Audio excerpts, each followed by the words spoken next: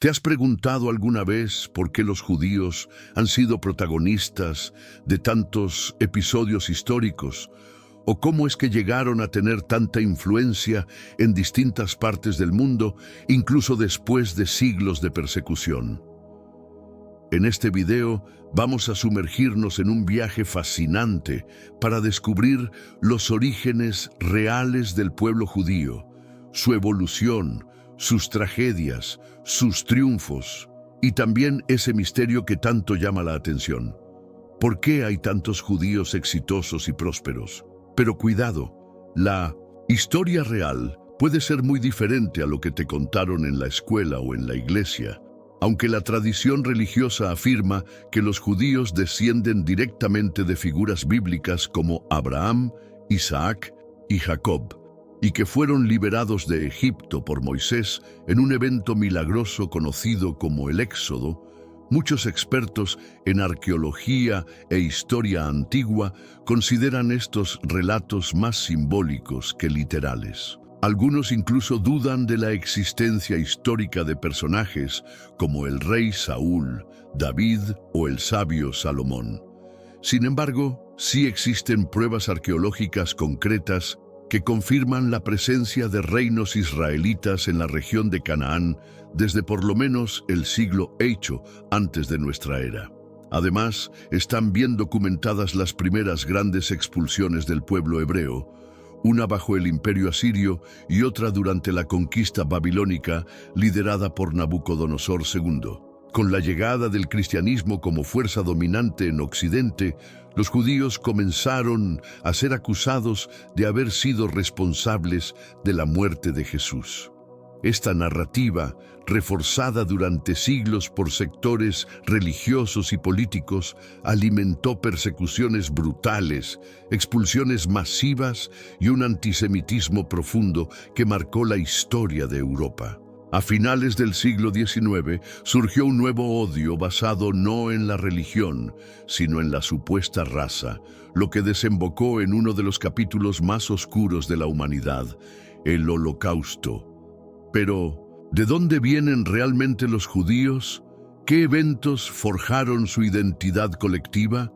¿Y por qué han logrado alcanzar niveles tan altos de éxito económico y académico en distintas partes del mundo?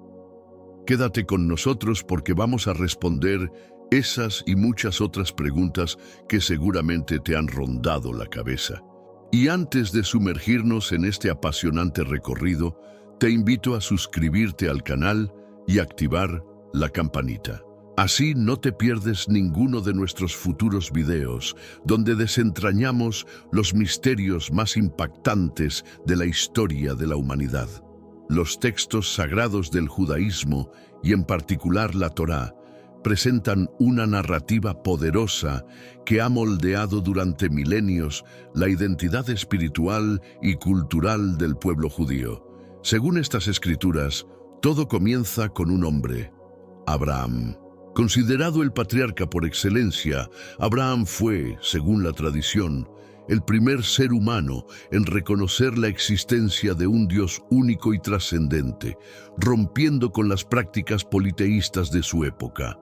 Su acto de fe no solo lo convirtió en el fundador de una nueva forma de relación con lo divino, sino también en el punto de partida de una genealogía sagrada. De él nació Isaac y luego Jacob, quien más adelante recibiría el nombre de Israel tras luchar con un ángel, según el relato bíblico. Este Jacob tuvo 12 hijos, cada uno de los cuales dio origen a una de las 12 tribus de Israel, que constituyen la base espiritual, cultural y política del antiguo pueblo israelita. La historia continúa con un giro dramático.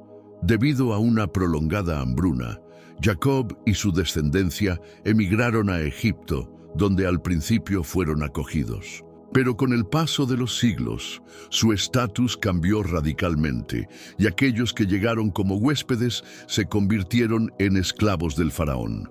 Fue entonces cuando surgió Moisés, una figura monumental que no solo lideró la salida del pueblo hebreo de la opresión egipcia, sino que también entregó la ley en el monte Sinaí. estableciendo el pacto entre Dios y su pueblo. Este episodio, conocido como el Éxodo, es uno de los relatos más emblemáticos del judaísmo y ha sido interpretado a lo largo del tiempo como símbolo universal de liberación. Tras la muerte de Moisés, su sucesor Josué guió a los israelitas en la conquista de la tierra prometida, Canaán. Allí comenzó una nueva etapa bajo el liderazgo de los jueces, un período de organización tribal con líderes carismáticos que surgían en tiempos de crisis. Finalmente, se estableció una monarquía unificada, con 3 reyes célebres que marcaron la historia del antiguo Israel: Saúl, el primero; David, el guerrero poeta que consolidó Jerusalén como capital; y Salomón, famoso por su sabiduría y por construir el majestuoso primer templo. Sin embargo, tras la muerte de Salomón, la unidad del reino se quebró, dividiéndose en 2 entidades políticas: el reino del norte, llamado Israel, y el reino del sur, conocido como Judá. Ahora bien, desde el enfoque crítico de la arqueología moderna y de la historiografía contemporánea, muchos de estos relatos no son aceptados como hechos históricos literales. En cambio, se consideran narrativas simbólicas, construidas para cohesionar una identidad colectiva en torno a orígenes comunes y una misión divina.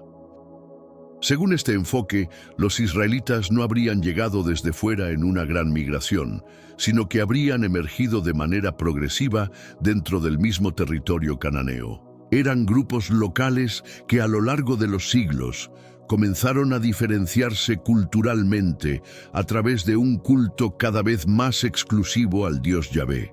Este proceso no fue inmediato ni absoluto. Al principio, la adoración a Yahvé coexistía con la creencia en otros dioses, en lo que los estudiosos llaman monolatría. Se veneraba solo a uno, sin negar que existieran otros. Pero con el tiempo, esa devoción exclusiva evolucionó hacia un monoteísmo radical, que rechazaba a todos los demás dioses como falsos. Esa transformación fue fundamental. No solo marcó una ruptura con las religiones vecinas, que seguían prácticas politeístas centradas en deidades de la fertilidad, la guerra o la naturaleza, sino que también fue clave para consolidar un nuevo tipo de comunidad espiritual basada en la ley, el pacto y una ética singular.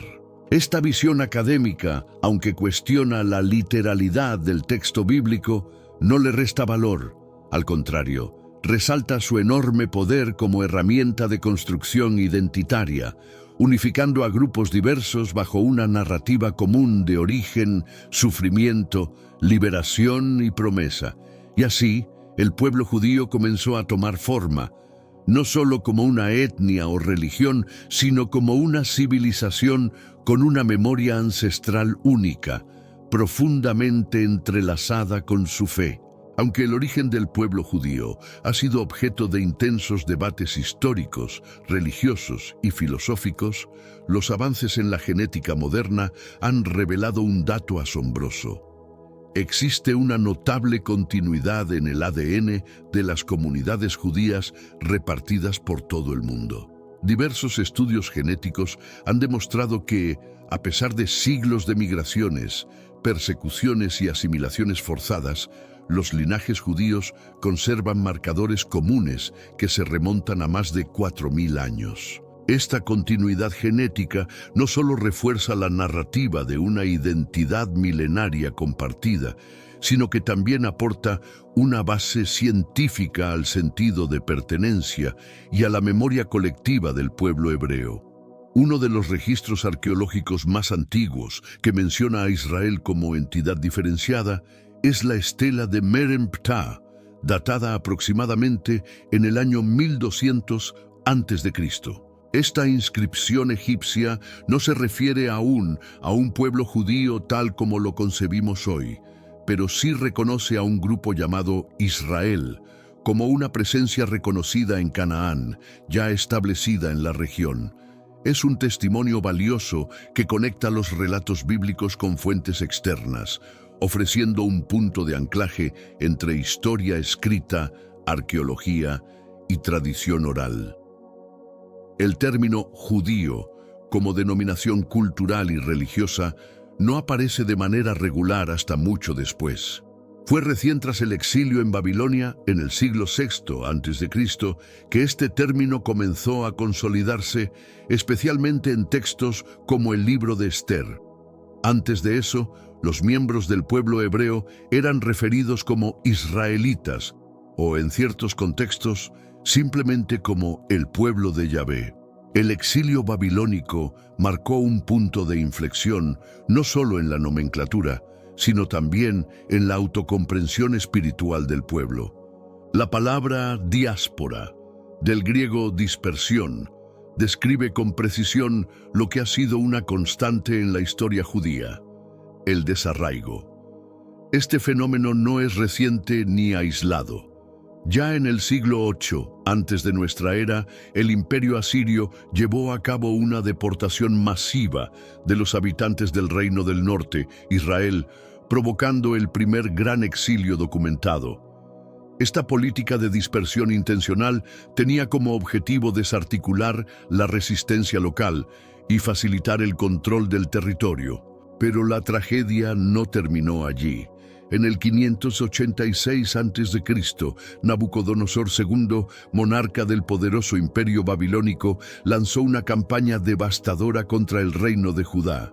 No solo arrasó Jerusalén y redujo a escombros el majestuoso templo de Salomón, sino que también llevó a miles de judíos al corazón de su imperio, Babilonia. Esta etapa, conocida como el cautiverio babilónico, se convirtió en un parteaguas espiritual. Lejos de disolverse, la comunidad judía en el exilio se reorganizó, fortaleció su identidad y desarrolló nuevas formas de vivir la fe, adaptándola a un contexto sin templo, sin tierra y sin soberanía. Lejos de debilitarse, el judaísmo encontró en la adversidad una oportunidad para reinventarse. Babilonia se transformó en un nuevo centro neurálgico del pensamiento hebreo, donde surgieron escuelas de interpretación, discusiones teológicas y los primeros pasos hacia una tradición rabínica que siglos más tarde se consolidaría como el Talmud. Fue en ese exilio donde la religión judía empezó a enfocarse menos en el sacrificio ritual y más en la ley, la oración, la sinagoga y el estudio. El giro providencial ocurrió cuando el rey persa Ciro el Grande conquistó Babilonia. En un gesto sin precedentes, Ciro permitió el regreso de los judíos a su tierra ancestral y respaldó la reconstrucción del templo en Jerusalén. Este episodio, registrado tanto en textos persas como en la Biblia hebrea, marcó el inicio del llamado período del Segundo Templo. Fue una etapa de renacimiento espiritual, reconstrucción nacional y reafirmación de la alianza con Dios. Durante ese mismo periodo surgieron nuevas corrientes dentro del judaísmo. Los fariseos, que ponían énfasis en la ley oral y la vida comunitaria, y los saduceos, que representaban a la élite sacerdotal ligada al templo. Ambas corrientes influirían profundamente en el devenir religioso y político del pueblo judío. La experiencia del exilio, en lugar de destruir al judaísmo, lo convirtió en una religión más flexible, más profunda y capaz de sobrevivir sin necesidad de un espacio físico centralizado. Este capítulo de la historia es la prueba de que la identidad judía no se define por las circunstancias externas, sino por su capacidad única de adaptarse sin perder la esencia. En el corazón del exilio floreció una fe que ya no dependía de las piedras de un templo, sino de la memoria, la palabra y la esperanza. La caída del Imperio Persa en el año 332 a.C., ante el avance arrollador de Alejandro Magno, marcó un cambio de era para el cercano Oriente. Con la llegada de los griegos, no solo cambió el mapa político, sino también el paisaje cultural. La llamada helenización, La difusión de la lengua, las costumbres y la filosofía griega se extendió como una ola por todo el mundo antiguo, alcanzando incluso al pueblo judío. Este proceso no fue uniforme ni pacífico. Algunos sectores lo abrazaron con entusiasmo, mientras otros lo rechazaron con vehemencia, considerándolo una amenaza directa a su identidad religiosa. Alejandría, en Egipto, se convirtió en uno de los epicentros de esta transformación. Fundada por Alejandro Magno, la ciudad pronto albergó una de las comunidades judías más dinámicas e influyentes de la diáspora. Allí, en un ambiente de intercambio intelectual sin precedentes, se produjo un acontecimiento trascendental: la traducción de las escrituras hebreas al griego. Este texto, conocido como la Septuaginta, no solo permitió que los judíos helenizados mantuvieran su conexión espiritual con sus raíces, sino que también abrió la puerta a que el pensamiento hebreo comenzara a dialogar con el mundo occidental. Fue la primera vez que las palabras de los profetas hebreos hablaron en el idioma de Platón. Pero la relación entre los judíos y el mundo grecorromano fue siempre ambigua y conflictiva. Por un lado, se beneficiaban del acceso a redes comerciales, educación y ciudadanía. Por otro, enfrentaban tensiones constantes entre la fidelidad a su fe ancestral y la presión por integrarse a una cultura dominante que exaltaba valores y dioses muy distintos. Fue en medio de esta tensión que surgió una figura que cambiaría el curso de la historia: Jesús de Nazaret. Jesús, un judío nacido en Galilea, comenzó a predicar un mensaje profundamente radical. No fundó una nueva religión, sino que ofreció una interpretación transformadora del judaísmo de su tiempo. Hablaba de amor al prójimo, del perdón como camino superior y de una relación directa con Dios basada en el corazón y no en los rituales. Sus enseñanzas incomodaron tanto a las autoridades religiosas judías como al poder imperial romano. Su popularidad creció y su mensaje fue considerado subversivo. Finalmente, fue arrestado y ejecutado mediante crucifixión bajo la administración de Poncio Pilato, gobernador romano de Judea. Con el tiempo, sectores del cristianismo emergente reinterpretaron esta ejecución como una responsabilidad colectiva del pueblo judío, una narrativa peligrosa que sembraría el terreno para siglos de antisemitismo. Lo que comenzó como un conflicto interno entre distintas corrientes del judaísmo, pronto se transformó en una ruptura histórica con consecuencias profundas. Después de la crucifixión de Jesús, las tensiones entre los primeros seguidores de su mensaje, quienes se identificarían como cristianos, y el judaísmo tradicional se intensificaron de forma acelerada.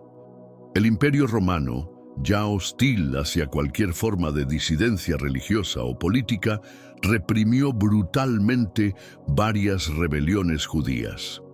La más devastadora ocurrió en el año 70 d.C., cuando las legiones romanas destruyeron Jerusalén y redujeron el segundo templo a escombros. Fue un golpe casi letal. Sin templo, sin sacerdotes, sin centro geográfico, el judaísmo quedó obligado a reinventarse desde sus cimientos. Pero en lugar de desaparecer, el pueblo judío se transformó. Los sabios de la época reconstruyeron la práctica religiosa sobre una nueva base: la Torá, el estudio, la sinagoga y la ley oral. Nació entonces el judaísmo rabínico, una forma descentralizada pero profundamente sólida de vivir la fe que permitiría la supervivencia de la tradición incluso en condiciones extremas de exilio, marginación y desplazamiento. Mientras tanto, el cristianismo seguía expandiéndose por el Imperio Romano, pero su crecimiento no trajo paz, sino más fricción. Muchos de los nuevos cristianos eran antiguos judíos o paganos romanizados que, en su afán por legitimar su nueva fe, comenzaron a rechazar sus raíces con un fervor casi militante. surgieron discursos que oponían el viejo judaísmo al nuevo mensaje de Cristo, y esa dicotomía fue utilizada para justificar la exclusión y la persecución. Un episodio que refleja esta tensión ocurrió en el año 438, cuando la emperatriz bizantina Eudocia permitió, por primera vez en siglos, que los judíos rezaran en el monte del Templo de Jerusalén. Aunque fue un gesto simbólico de tolerancia religiosa, provocó una reacción violenta entre los sectores cristianos más radicales. Estallaron disturbios en la ciudad, impulsados por la ira de aquellos que veían en esa oración judía una amenaza al monopolio cristiano sobre los espacios sagrados. Al final, los judíos fueron nuevamente expulsados de su ciudad más sagrada. Este patrón se repetiría una y otra vez en la historia. Pequeños avances seguidos de retrocesos violentos, momentos de apertura ahogados por olas de intolerancia. Y sin embargo, el pueblo judío persistía, reconstruyéndose con cada exilio, resistiendo en cada dispersión, adaptando su fe sin perder su esencia. Las tensiones entre judíos y cristianos en el Imperio bizantino no fueron simples episodios aislados, sino parte de una política sistemática que buscaba erradicar toda forma de culto que no se alineara con la ortodoxia dominante. En el siglo VI, el emperador Justiniano I, uno de los líderes más influyentes del Imperio bizantino, decidió reforzar la unidad religiosa del imperio a toda costa. Para él, el cristianismo ortodoxo no solo era la fe verdadera, sino también una herramienta indispensable de control político. Por eso, lanzó una serie de decretos que apuntaban directamente a los judíos, prohibiendo ciertas prácticas religiosas, limitando el uso del hebreo y restringiendo su participación en la vida pública.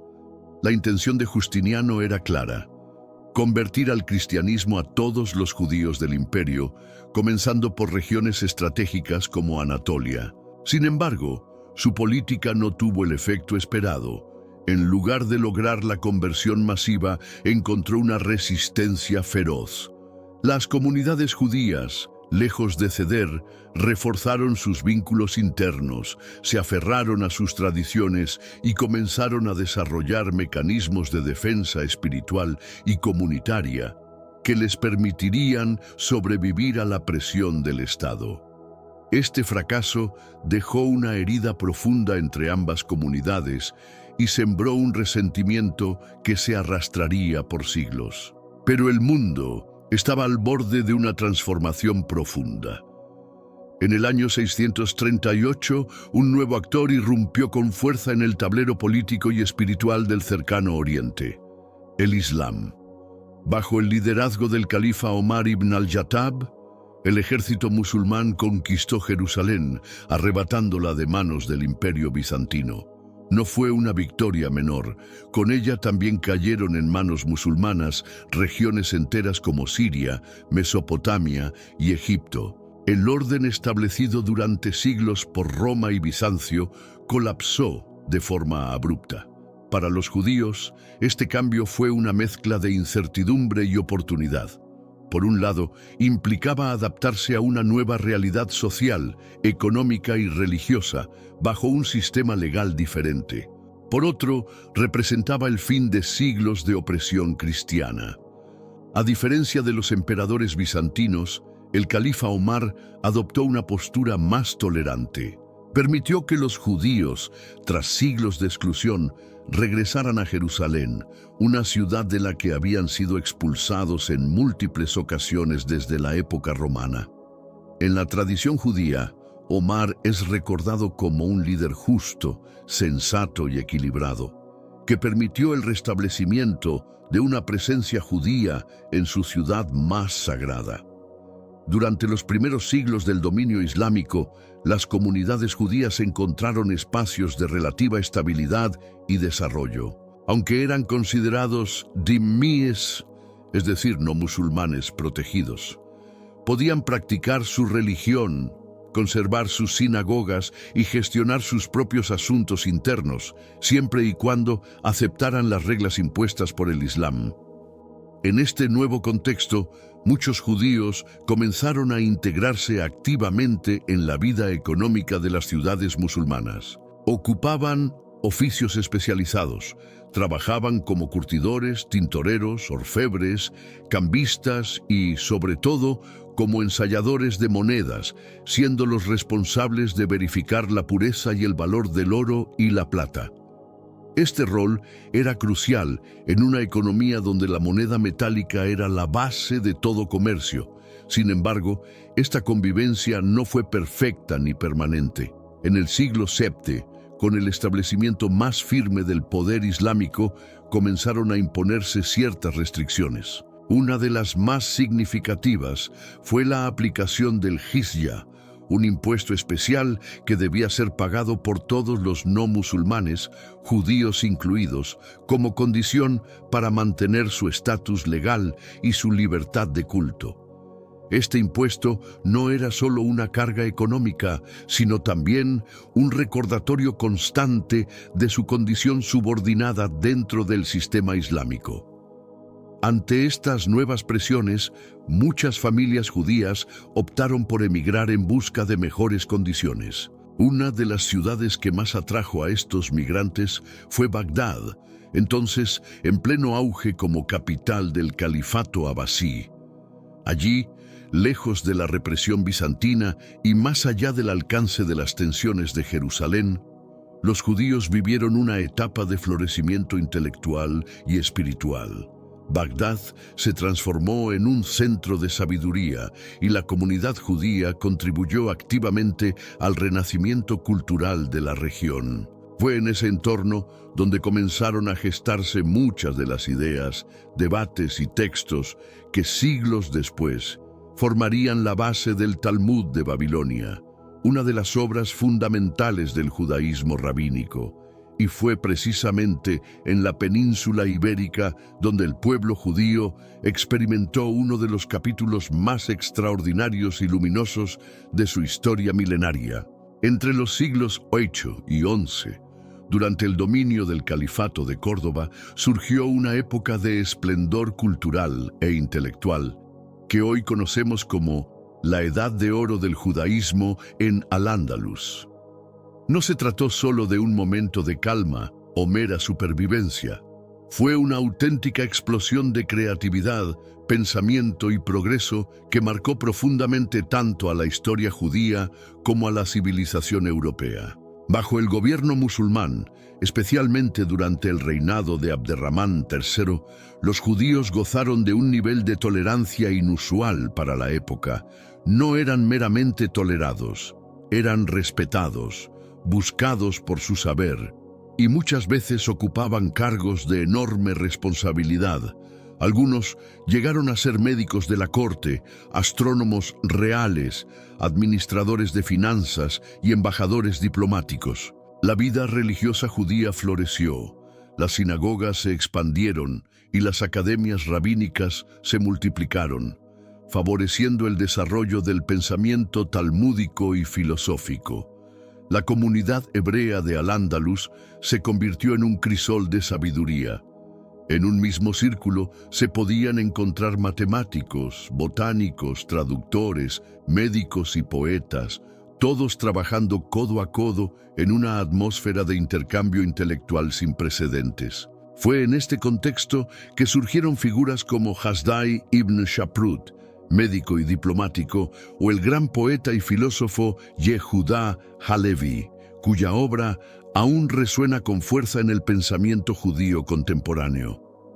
Las aportaciones de estos sabios no se limitaron al mundo hebreo, fueron esenciales para la preservación y transmisión del conocimiento clásico grecolatino, especialmente a través de su participación en la legendaria Escuela de Traductores de Toledo. Allí, en esa emblemática ciudad, los sabios judíos trabajaron junto a cristianos y musulmanes en la traducción de obras fundamentales del griego antiguo y del hebreo al árabe, y posteriormente al latín y a las lenguas romances.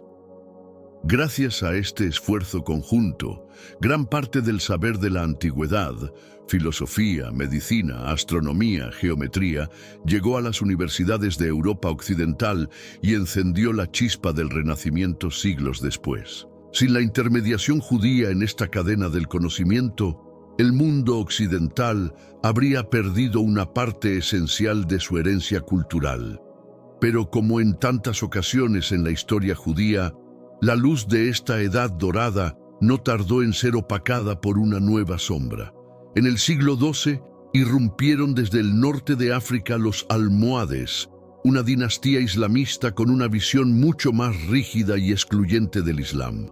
A diferencia de sus predecesores, los almohades no toleraban la pluralidad religiosa. Su llegada a la península ibérica marcó el fin abrupto del equilibrio delicado que había permitido la convivencia entre musulmanes, judíos y cristianos.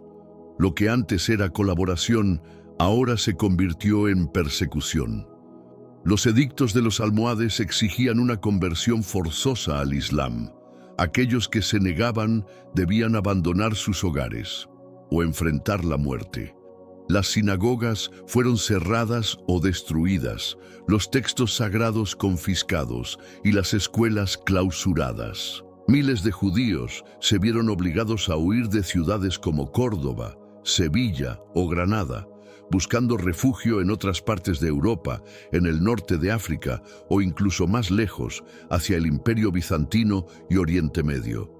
Así terminó uno de los capítulos más brillantes de la historia judía en tierras europeas. Pero como tantas veces antes, el exilio no significó la desaparición. Al contrario, en cada rincón al que llegaron, estos sabios llevaron consigo no solo su fe, sino también su conocimiento, su lengua, su poesía, su resiliencia. Y de nuevo, el pueblo judío se reinventó, como lo había hecho en Babilonia, como lo haría en Europa Oriental y como lo sigue haciendo hoy. Y si creías que las cruzadas fueron solo guerras contra musulmanes en Tierra Santa, piénsalo otra vez. Durante las cruzadas cristianas, especialmente a partir del siglo XI, miles de judíos europeos fueron brutalmente asesinados por fanáticos religiosos que los responsabilizaban colectivamente por la muerte de Jesús. En Alemania, Francia y otras partes de Europa, los ejércitos cruzados, antes de siquiera partir hacia Jerusalén, arrasaban comunidades judías locales, en lo que muchos hoy consideran una antesala del antisemitismo genocida del siglo XX. Los sermones inflamados de sacerdotes que pedían venganza por la crucifixión avivaron un odio descontrolado. A los judíos se les ofrecía una única alternativa: convertirse al cristianismo o morir. Muchos se bautizaron por la fuerza. Otros, en un acto de desesperación, eligieron el suicidio antes que renunciar a su fe. En casos extremos, se quitaban la vida para evitar que sus hijos fueran secuestrados y criados como cristianos. Estos eventos son considerados por algunos historiadores como los primeros pasos de una escalada que culminaría siglos más tarde en el Holocausto bajo el régimen nazi. Mientras tanto, los reinos musulmanes de la península ibérica, que alguna vez fueron símbolo de convivencia multicultural, empezaban también a cerrarse. La Edad Media avanzaba y con ella se consolidaban ideologías más intransigentes, tanto en el mundo islámico como en la cristiandad. Los judíos, otra vez, quedaban atrapados entre fuegos cruzados, obligados a adaptarse, resistir o desaparecer. Aunque parezca sorprendente, durante buena parte de la historia medieval, los judíos fueron tratados con mayor tolerancia por los gobernantes islámicos que por muchos reyes y líderes cristianos. A diferencia del antisemitismo institucionalizado que comenzaría a crecer en la Europa cristiana, en el mundo musulmán, aunque no exento de discriminación, los judíos gozaban en general de cierto nivel de protección legal y podían ocupar cargos útiles dentro de la administración y la economía. Sin embargo, esta relativa estabilidad no duró para siempre. Ya en el siglo XI comenzaron a registrarse actos brutales contra comunidades judías en la península ibérica. Uno de los más impactantes fue la masacre de Córdoba en el año 1011, cuando cientos de judíos fueron asesinados durante un levantamiento.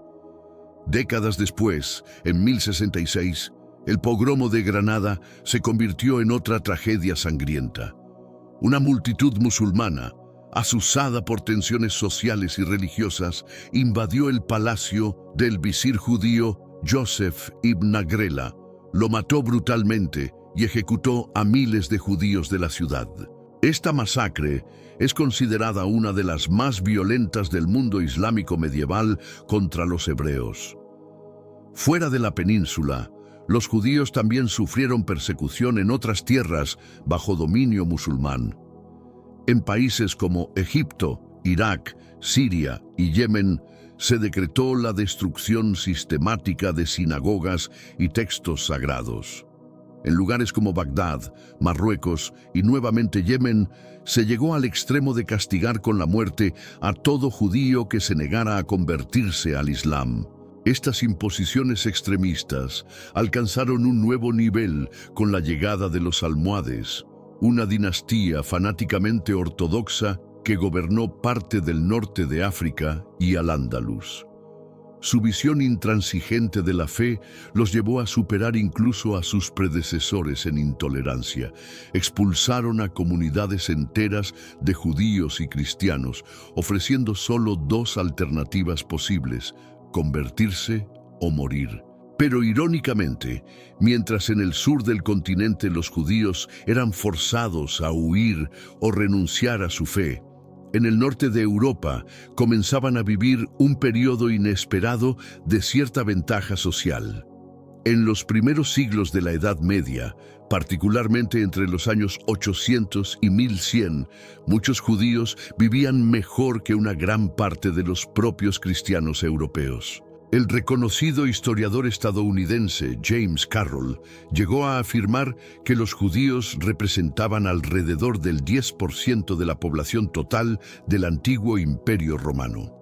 Si esa proporción se hubiera mantenido sin interferencias como guerras, persecuciones y exterminios, hoy existirían más de 200 millones de judíos en el mundo. En cambio, el número actual apenas supera los 13 millones. Antes de que la Iglesia Católica consolidara su estructura jerárquica e impusiera reglas rígidas de comportamiento y organización social, la Europa cristiana tenía un sistema más laxo y descentralizado. Durante esa etapa, las comunidades judías florecieron en varias regiones del continente, especialmente en las zonas que habían sido parte del Imperio Romano.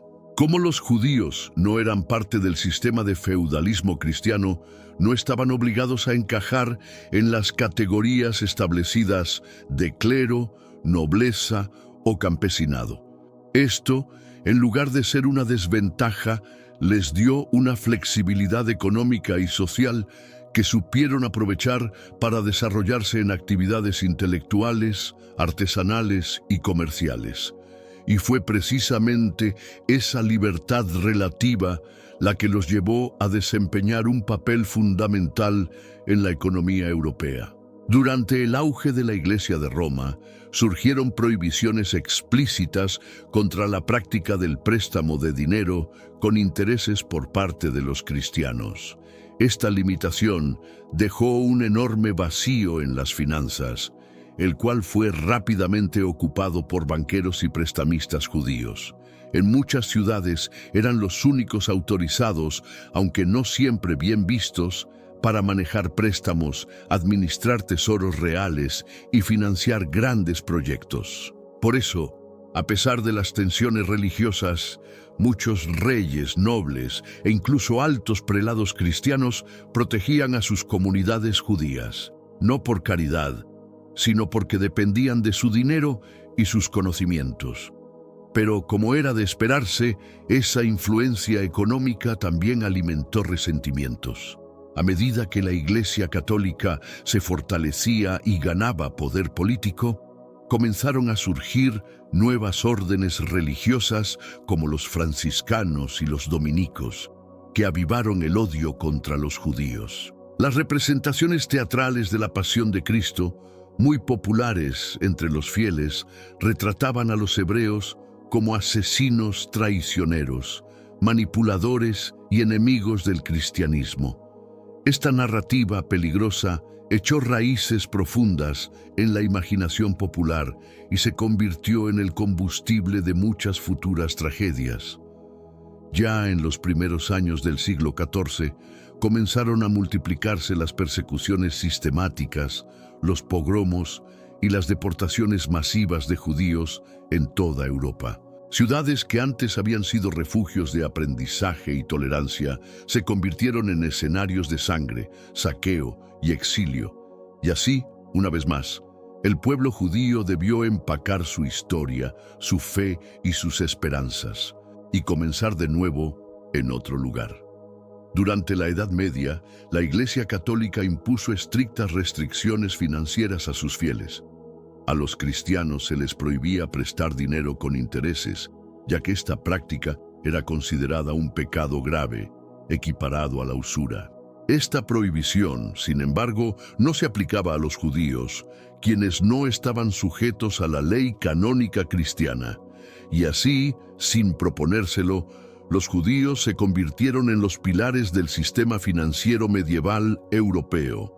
Mientras la Iglesia condenaba la práctica del crédito, las élites europeas, reyes, nobles y comerciantes se enfrentaban a una realidad muy distinta. Necesitaban capital, necesitaban dinero para guerras, expediciones, palacios, catedrales. Alguien tenía que prestarlo. La solución: dejar que lo hicieran los judíos, y así fue como surgió una relación ambigua pero funcional. Los judíos prestaban y las monarquías los protegían, mientras les resultaran útiles. De esta manera, comenzaron a destacarse como expertos banqueros, administradores de fondos y gestores de impuestos, ocupando un lugar clave en el comercio de dinero en Europa. Pero esa misma posición también los hacía vulnerables. A medida que pasaban los siglos y las tensiones religiosas crecían, la prosperidad financiera de los judíos se convirtió en un blanco fácil para la envidia popular y la retórica religiosa. Las expulsiones comenzaron a volverse masivas. Hacia el final de la Edad Media, los judíos fueron víctimas de un proceso sistemático de deportaciones en distintas partes de Europa. Las cruzadas habían dejado un rastro de sangre, y lo que vino después fue aún más cruel: la institucionalización del rechazo. En 1290, el rey Eduardo I de Inglaterra firmó un edicto que ordenaba la expulsión de todos los judíos del país. Esta prohibición se mantuvo por más de 3 siglos. En 1396, el Reino de Francia hizo lo mismo y expulsó a cerca de 100.000 judíos. En Austria, miles de familias fueron desterradas en 1421, muchas veces con poco más que lo que podían cargar en las manos. Ante estas oleadas de odio, muchos judíos encontraron refugio en Polonia, donde los monarcas adoptaron una postura mucho más abierta y tolerante, dándoles tierras, libertad religiosa y protección. En Italia, algunos pudieron establecerse en Venecia, pero bajo condiciones restrictivas. Fueron confinados a vivir en guetos, zonas cerradas de la ciudad que marcaron el inicio del aislamiento urbano de las comunidades judías en Europa. Cuando salían, debían portar una estrella amarilla cosida en su ropa, una marca que siglos después volvería a ser utilizada por los nazis como símbolo de exclusión. Pero si hubo un capítulo especialmente doloroso en esta larga historia de persecuciones, fue el vivido en la España de los siglos XIV y XV. Para el pueblo judío, esos años son recordados como uno de los peores desastres de su existencia, comparable solo con la destrucción del Segundo Templo o el horror del Holocausto. A finales del siglo XIV, la comunidad judía más numerosa del mundo residía en tierras españolas. Se estima que alrededor de 300.000 judíos vivían allí, hasta que fueron confrontados con una decisión devastadora: convertirse forzosamente al catolicismo o abandonar su país. La situación se volvió aún más dramática en 1492, cuando los reyes católicos completaron la llamada Reconquista y tomaron el último bastión musulmán de Granada. Ese mismo año se firmó el edicto de expulsión de los judíos. Otros 100.000 hebreos se vieron obligados a abandonar sus hogares, sus negocios, sus sinagogas, su vida entera.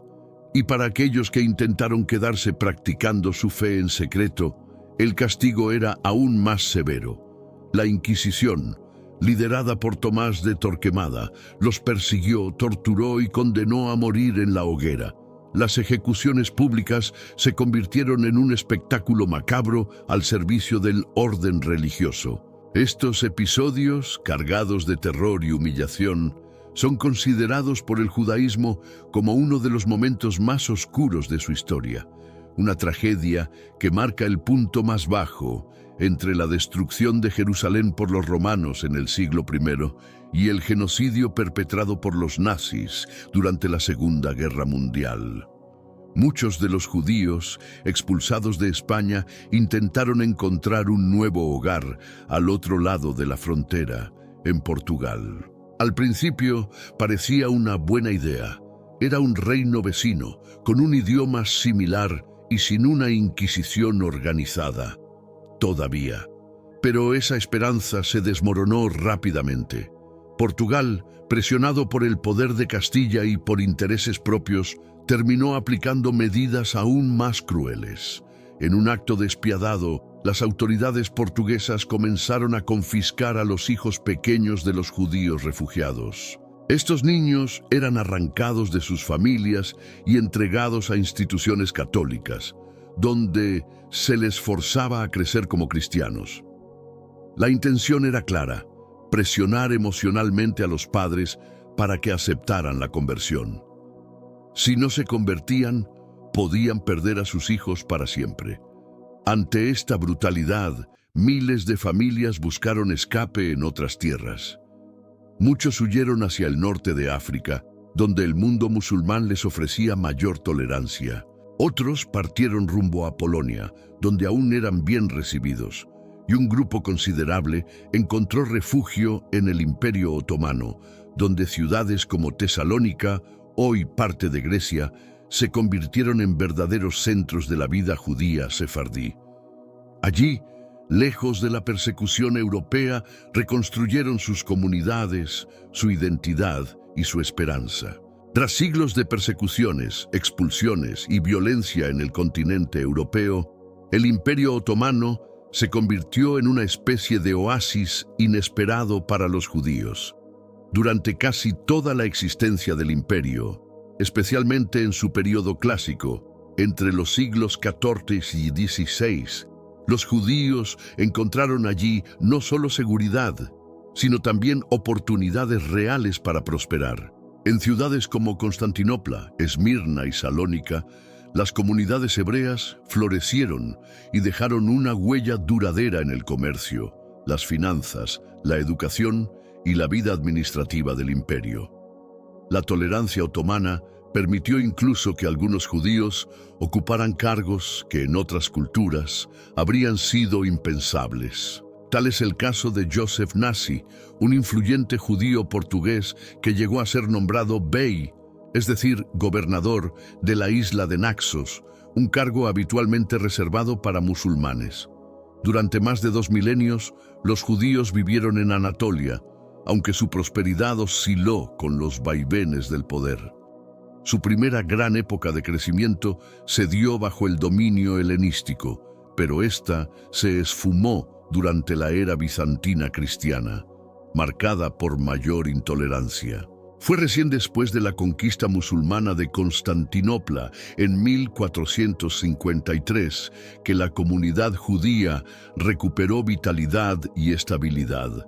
Durante casi toda la vigencia del Imperio Otomano, Turquía se mantuvo como uno de los pocos refugios seguros para los judíos perseguidos en otras partes del mundo.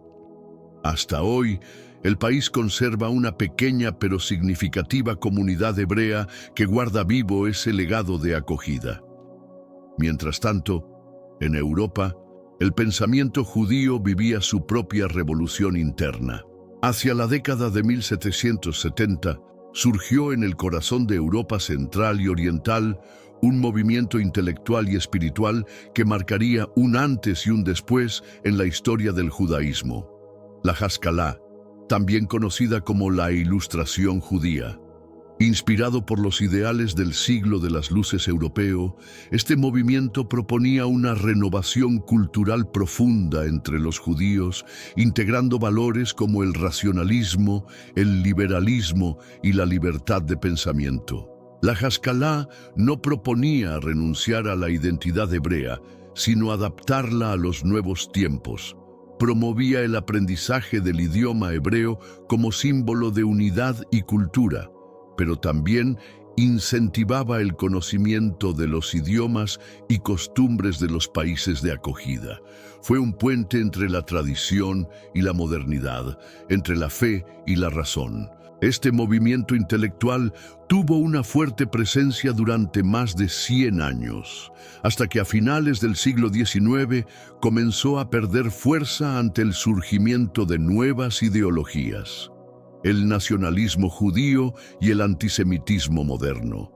Y es que, aunque los judíos empezaban a ser aceptados legalmente en muchos países de Europa, un nuevo tipo de odio comenzaba a gestarse, uno más sofisticado y perverso.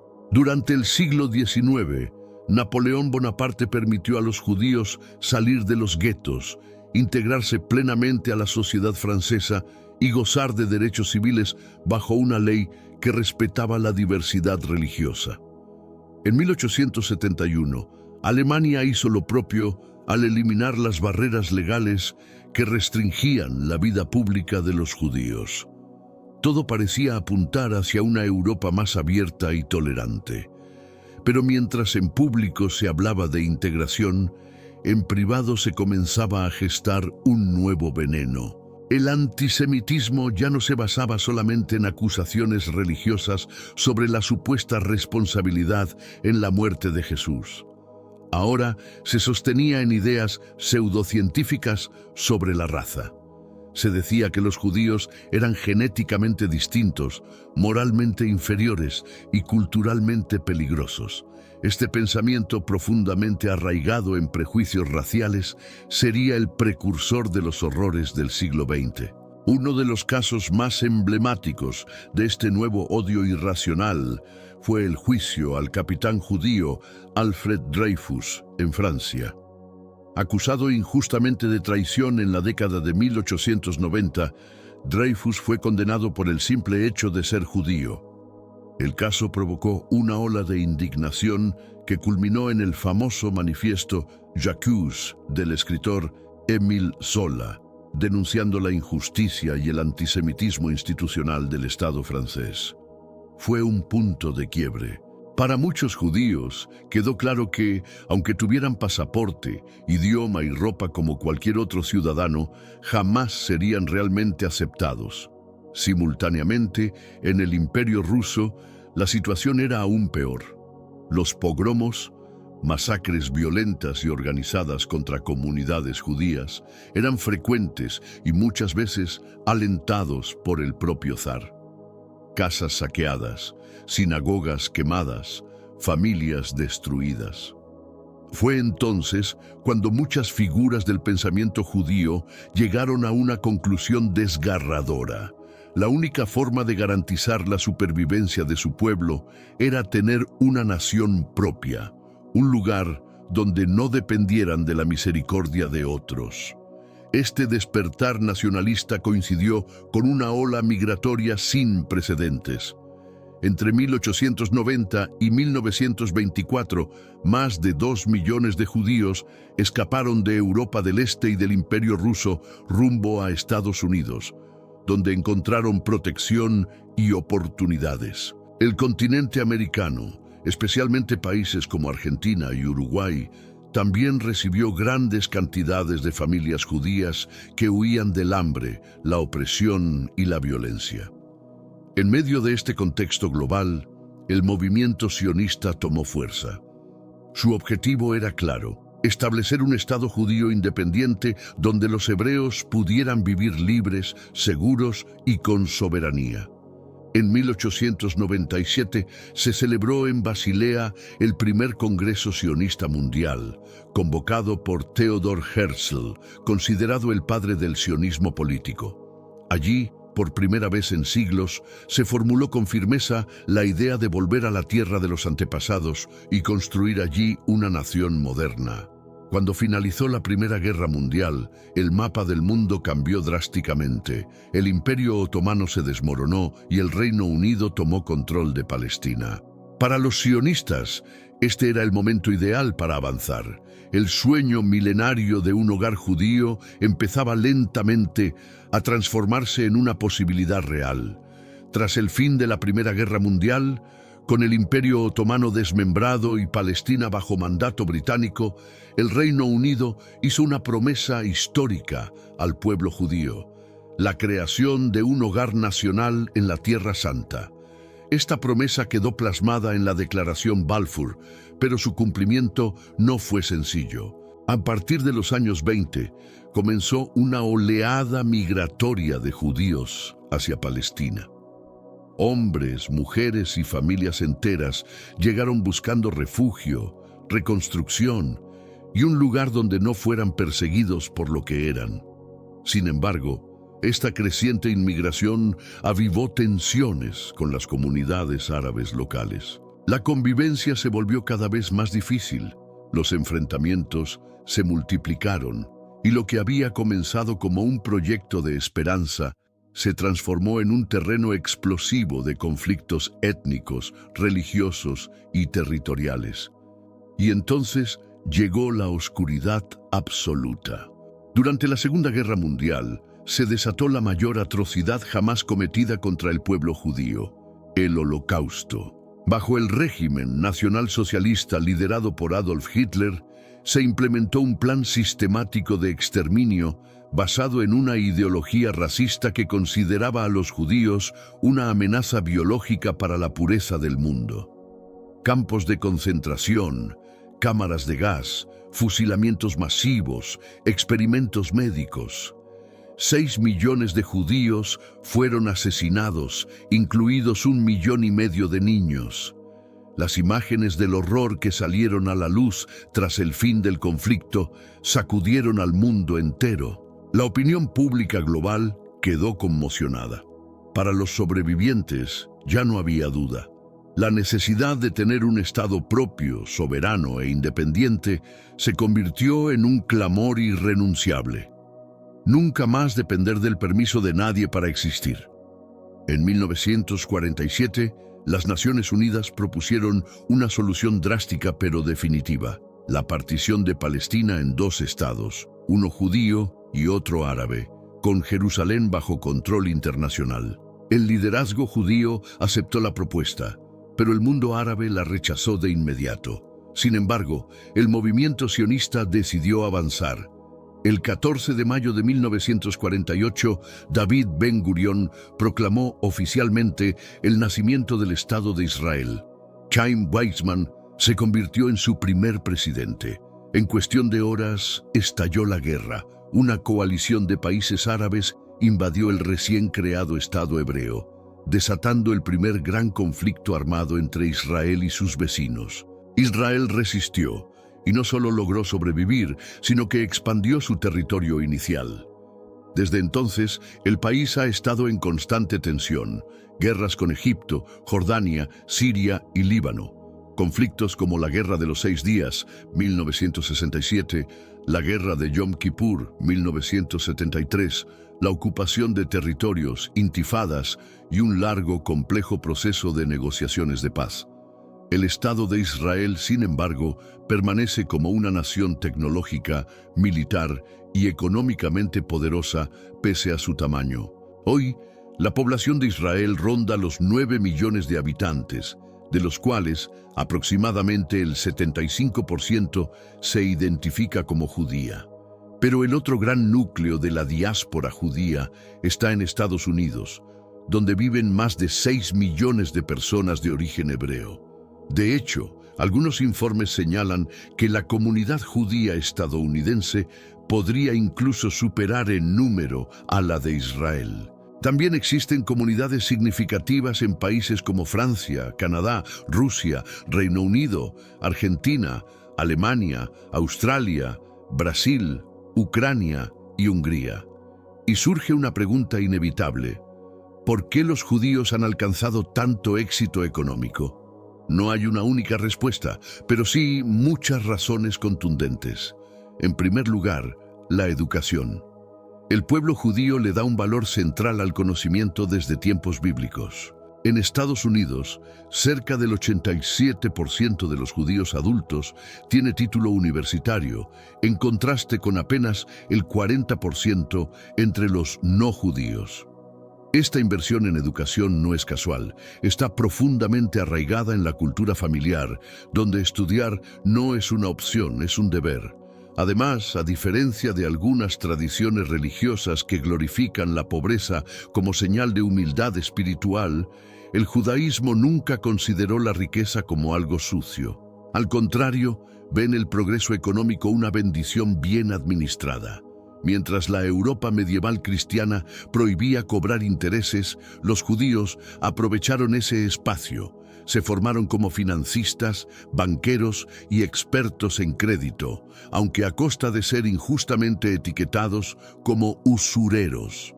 Pero más allá del dinero, hay un espíritu emprendedor que atraviesa generaciones. Desde hace siglos, a los judíos en Europa se les negó la propiedad de tierras, lo que los obligó a migrar a las ciudades y desarrollar habilidades en el comercio, la administración y las profesiones liberales.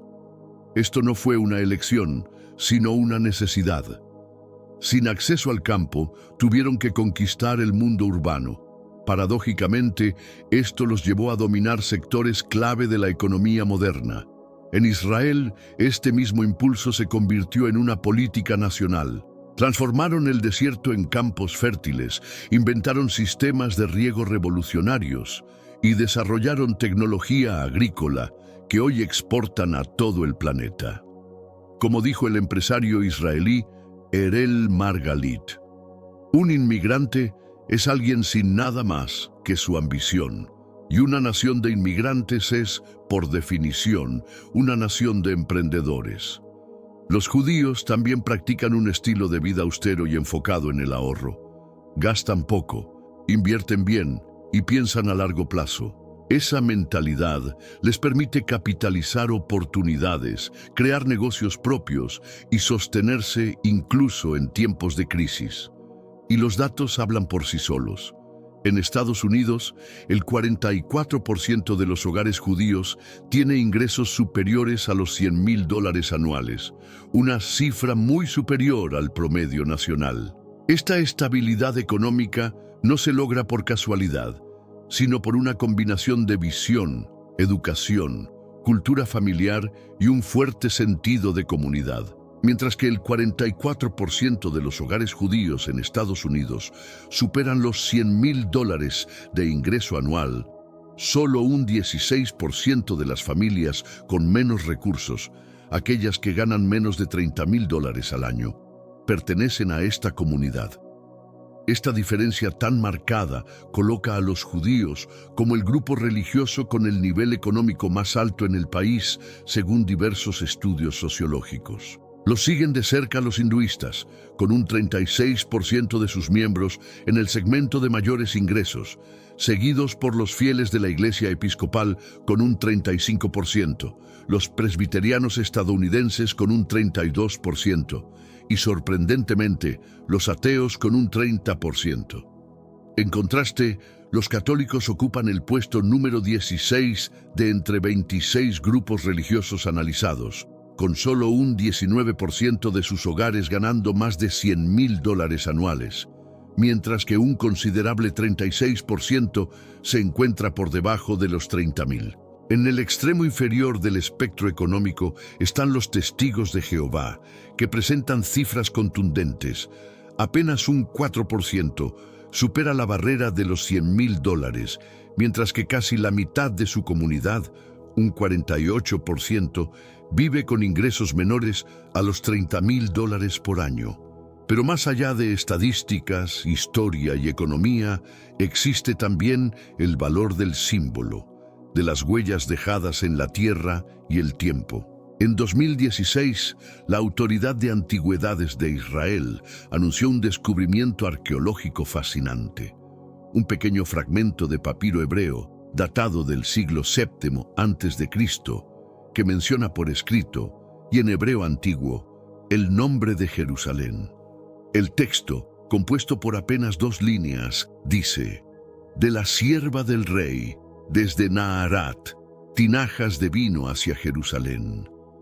Este hallazgo, considerado un tesoro invaluable, fue recuperado milagrosamente de las manos de traficantes de antigüedades que lo extrajeron ilegalmente de una cueva en el desierto de Judea.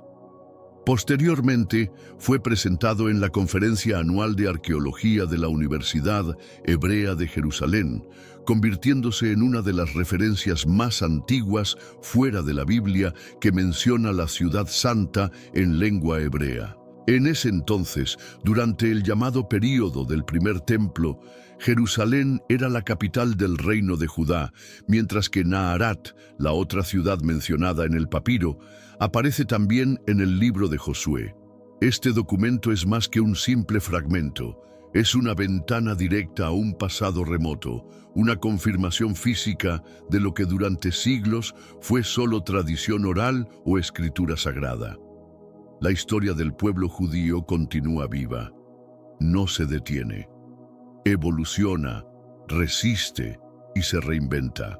Y aunque el cercano Oriente sigue siendo una de las regiones más volátiles del planeta, en parte por las rivalidades profundas entre judíos y árabes, entre la memoria y la tierra, el legado milenario del pueblo de Israel sigue escribiéndose con la tinta de la perseverancia. Esperamos que este viaje por las 31 cosas que probablemente no sabías sobre el verdadero origen de los judíos, su historia, sus tragedias y su extraordinaria capacidad de adaptación, haya sido revelador y útil. Si tienes algo que agregar o te gustaría compartir tu punto de vista, déjanos un comentario. Leemos todo lo que escriben. Dale like a este video si te sorprendió alguna de estas historias. Compártelo con tus amigos, tu familia o con cualquier persona que creas que merece conocer esta parte crucial de la historia humana. Y si eres nuevo por aquí, no olvides suscribirte al canal y activar la campanita de notificaciones para que no te pierdas ninguno de nuestros futuros videos. También puedes